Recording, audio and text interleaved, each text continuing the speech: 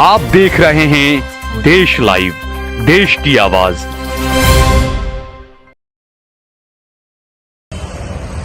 दोस्तों, इस वक्त मैं चेन्नई में हूं, तमिलनाडु में। तमिलनाडु की राजधानी है चेन्नई और आप मेरे पीछे देख सकते हैं, ये तमिलनाडु की विधानसभा है। चेन्नई के अंदर तमिलनाडु की विधानसभा। ये जो सड़क जाती है ये सीधे मरीना बीच, जो बड़ा मशहूर दरिया का किनारा है भारत का, गोवा वगैरह में है, लेकिन चेन्नई का जो मरीना बीच है वो काफी मशहूर है। और ये सामने जो सेक्रेटेरिएट है, आप देख सकते हैं ऊपर भारत का झंडा। और ये जो बना रखा है, इसकी जो बनावट है वो बिल्कुल उस तरीके से बना रखा है कि आगे का आप देखिए कॉर्नर इस तरह का ये बना रखा है कि जो जहाज होता है, समुद्र का जहाज, उस तरीके से इसको बना रखा है पूरा कि एक जहाज है और जहाज के अंदर विधानसभा बनाई गई। इस तरह का इसमें देखने पर ऐसा लगता है आपको। और जहाजों के अंदर आप देखते हैं कि ऊंची एक ध्वजा लटकी रहती है, लहराई रहती है। तो इसी तरीके से यहाँ पर हमारे देश की भारत का तिरंगा जो है वो यहाँ पर लहराया गया है। मैं थोड़ा कोशिश करूंगा आगे जाकर आपको दिखाऊं। सबसे अच्छी बात यहाँ पर ये देखी मैंने कि आज मैं एक जगह पर गया, पैरमीड एक इलाका है यहाँ पर, जुमा की नमाज मैंने वहीं पर पढ़ी। मुझे सबसे अच्छा ये लगा कि एक मुसलमान का मकान, उसके बगल में हिंदू का मकान, उसके बगल में क्रिश्चियन का मकान। जरा सा भी जो हमारे उत्तर भारत और नॉर्थ ईस्ट और उस तरफ जो हमारी जो नफरतें जो बढ़ाई गई हमारे बीच में, हिंदू मुसलमान की, हिंदू क्रिश्चियन की, वो नफरतें तमिलनाडु में बिल्कुल नहीं है। ये एक सबसे बड़ी वजह होती है एजुकेशन की, पढ़े लिखे लोग।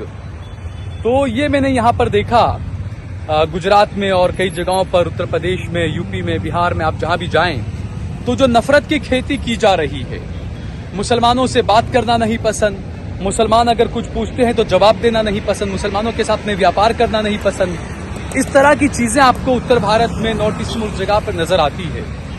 लेकिन जो साउथ है, जो दक्षिण है, जहां पर कभी बीजेपी की एंट्री सही से हो नहीं पाई है कर्नाटका के अलावा, अब ठीक है कुछ जगहों पर सरकार उड़ीसा वगैरह की तरफ बनी है बीजेपी की, तो वहां पर हमने देख भी लिया देश के लोगों ने कि किस तरीके से दंगे हो गए। बीजेपी सत्ता में आई और वहां पर दंगे हुए। लेकिन तमिलनाडु के अंदर, चेन्नई के अंदर वो चीजें नहीं है। जयललिता थी, बीजेपी ने काफी कोशिश की जयललिता के सहारे तमिलनाडु के अंदर कुछ सीटें जीतने की, लेकिन उनके जीते जी कुछ नहीं कर पाई, वो बीजेपी को कोई फायदा नहीं पहुंचा पाई। अब तमिलनाडु में स्टालिन की सरकार है, इंडिया गठबंधन का हिस्सा है स्टालिन, राहुल गांधी के काफी करीबी कहलाए जाते हैं। और अब जो स्टालिन है, उन्होंने अपने बेटे को डिप्टी सीएम बना दिया है। खुद सीएम है, मुख्यमंत्री हैं, और उन्होंने अपने बेटे को भी उप मुख्यमंत्री बनाया है। यहाँ के कुछ लोगों से मैंने बात करने की कोशिश की, तो कुल मिलाकर ये लगता है कि एक अच्छी बात यह है कि नफरतें लोगों में नहीं है, लेकिन रोजगार को लेकर, महंगाई को लेकर यहां पर भी जनता परेशान है। उसकी एक वजह यह भी है, हमने देखा कि तमिलनाडु ने और कई राज्यों ने केंद्र सरकार पर कई आरोप लगाए थे जीएसटी कलेक्शन को लेकर और कई सारी चीजें। हमने ये भी देखा था स्टालिन ने कई मर्तबा प्रधानमंत्री नरेंद्र मोदी से कुछ पैसा मांगा था अपने राज्य के लिए, लेकिन वो पैसा उनको नहीं मिला, केंद्र की तरफ से मदद नहीं मिली।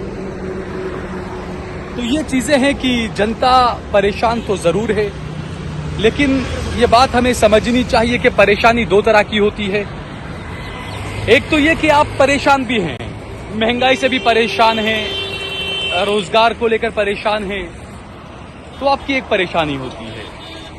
दूसरी परेशानी ये रहती है, दोहरी परेशानी जिसे कहें, कि आप महंगाई, बेरोजगारी से भी परेशान हैं और आप सामाजिक ताने बाने का भी शिकार हैं। जैसे हमारे यहाँ पर उत्तर भारत में है, हिंदू मुसलमान की राजनीति के शिकार हैं हम लोग। रोजगार भी नहीं है, महंगाई भी है, हिंदू मुसलमान की राजनीति के भी शिकार हैं।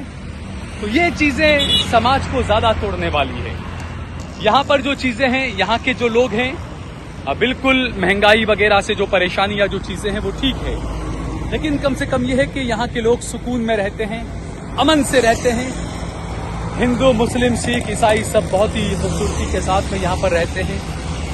गुजरात के जो कानून है, अशांत धारा, हिंदू मुसलमान एक दूसरे की प्रॉपर्टी न खरीद सकते हैं, न बेच सकते हैं एक दूसरे को, ऐसे कानून यहाँ पर नहीं है। यहाँ पर एक ही मोहल्ले के अंदर, एक ही गली के अंदर आपको अब्दुल भी दिखेगा, एलेक्स भी दिखेगा, रमेश, मुकेश, नरेश भी दिखेगा। नफरत यहाँ पर नहीं है। व्यापार में भी यहाँ पर आप देखें, ज्यादातर मैंने दुकानें देखी जो पैरमीड इलाके में जहां मैं गया था, बहुत सारे इलाके देखे, लेदर मार्केट वहां का देखा मैंने, चमड़े का मार्केट वगैरह। मुसलमानों की दुकानें हैं, काम करने वाले हिंदू हैं, हिंदुओं की दुकानें हैं, काम करने वाले मुसलमान हैं, और बहुत बेहतरीन तरीके से यहाँ पर रहते हैं। तो ये जो सामाजिक ताना बाना है, ये राज्य के और देश के विकास के लिए काफी एक मजबूत पिलर की तरह होता है कि अगर सामाजिक ताना बाना आपने अगर मजबूत बना के रखा है, उसमें कुछ हेट्स, नफरत की चीजें नहीं है, तो यकीनन आपका राज्य, आपका देश तरक्की करता है। वो हम देख भी रहे तमिलनाडु के अंदर यहाँ पर। और जैसा मैंने बताया कि आप देखें, बिल्कुल जहाज नुमा जो बना रखा है, जो विधानसभा का एक ही जहाज की तरह पूरा वो बना रखा है।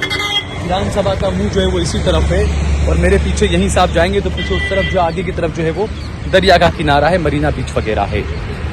तो अभी तो चूंकि यहाँ चुनाव वगैरह कुछ है नहीं कि मैं चुनाव को लेकर कुछ बात करूं, सिर्फ ये दिखाया कि क्या है तमिलनाडु, किस तरीके से यहाँ पर लोग रहते हैं, किस तरीके की यहाँ की सड़कें वगैरह हैं।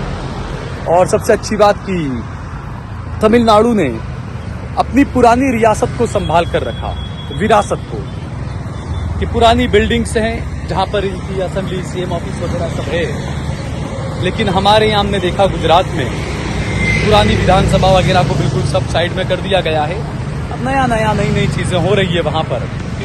दूसरा मैं ये कहूंगा कि देखिए, विकास सिर्फ वो नहीं होता है, सिर्फ सड़क बना देना, नई बिल्डिंग्स बना लेना, नई विधानसभा की बिल्डिंग बना देना, अच्छे रेलवे स्टेशन बना देना, एयरपोर्ट बना देना, सिर्फ ये विकास नहीं होता है। विकास एक ये होता है कि आपने एक बहुत बड़ा एयरपोर्ट बनाया, ठीक है, आपने विकास किया।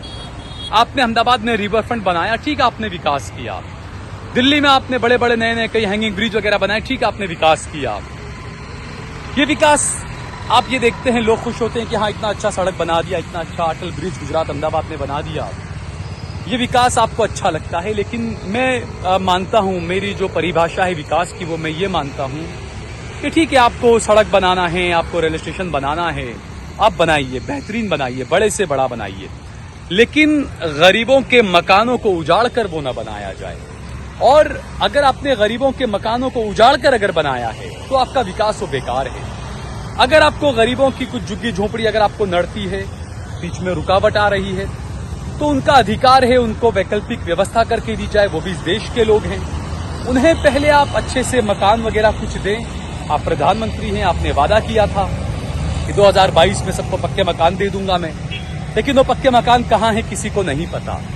तो विकास वो होना चाहिए कि आप अगर रेलवे स्टेशन या बस स्टेशन या एयरपोर्ट्स वगैरह जो भी अगर आप उसका विस्तार करते हैं विकास के नाम पर, और जिन गरीबों को आप वहां से उजाड़ देते हैं, तो वो उजाड़ने से बेहतर आपका विकास तब कहलाएगा कि आप उनको उनके सर से छत तो आप छीन जो रहे हैं, उसके बदले में आप उनको दूसरा कहीं मकान दें।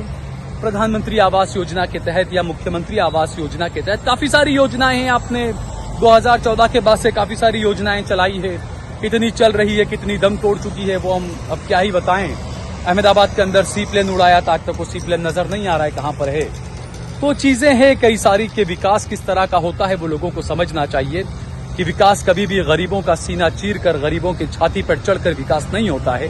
विकास ये होता है कि गरीबों का भी हाथ पकड़कर आप अपने साथ में उनको लेकर आए, अपने बराबरी में उनको लाने की कोशिश करें, वो विकास होता है। इस बारे में हम सभी को सोचना चाहिए। जय भारत, जय हिंद।